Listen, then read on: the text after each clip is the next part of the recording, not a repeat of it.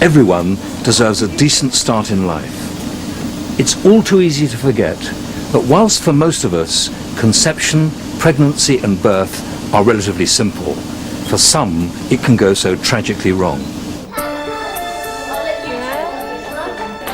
For every healthy child born in the UK, there are others whose future is much bleaker. 30 in every 1,000 babies are born with a serious genetic disease. 6 risk brain damage, and 1 will develop cerebral palsy. 6 will be stillborn or live for less than a week. But the problems don't begin with birth. 1 in 5 women will conceive but miscarry. A staggering 1 in 6 couples will seek medical help even to start a pregnancy.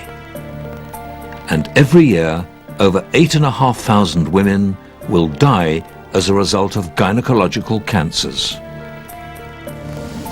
Happily, we're fortunate that so many experts dedicate their lives to helping. Professor Nicholas Fisk is now performing the procedure for the 6th time.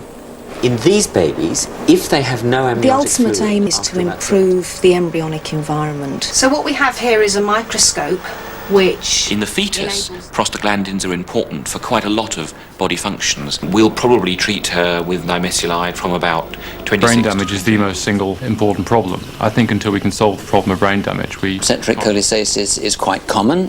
It affects perhaps 1 in 200 people Currently in the UK scattered population. in laboratories across London are some of the world's leading experts in all aspects of medicine that affect the start of life. The new research centre, under the leadership of Professor Malcolm Parker, will bring them together, the largest collection of scientists working for this common purpose under one roof. Being on the doorstep of Britain's leading maternity hospital, this unique team will benefit people immediately with the best that medicine can offer right now. But there's more. I think there's also a longer-term advantage in having this sort of research institute, because the basic research, which is done at the bench today, is going to benefit patients tomorrow. Our institute will go beyond these direct benefits and offer something as important but much harder to quantify. I'm not necessarily a believer in bigger is better, but I think there is such a thing as a critical mass, particularly when it comes to research productivity. I think the idea of having several groups working in the same institute, being able to exchange ideas and information, either formally at seminars or more likely informally over a cup of coffee, is an extremely important concept. By bringing all these specialists to work together, we can do just that.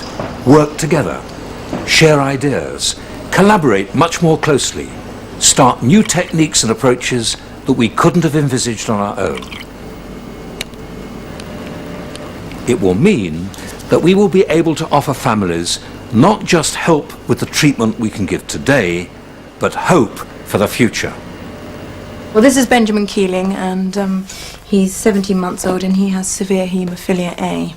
And this morning we've been into hospital because poor young man's having a bleed in his right ankle, and though you can't see any significant evidence of a bleed here, it's the bleed's in the joint, and so he can't put any weight on it.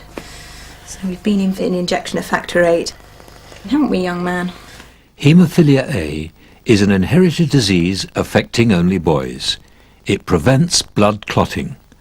Holly had no idea until Ben was born that she was carrying the problem gene. Now it affects every aspect of her and her son's life. I think he's very aware of hurting himself now at such a tender age. If he hurts himself, even just knocks himself slightly, he looks at me for reassurance, and that is quite upsetting because in a normal child they would just fall over and get up and get on with playing again. And I think Benjamin, as soon as we head off to hospital, is very aware that he's in for an injection.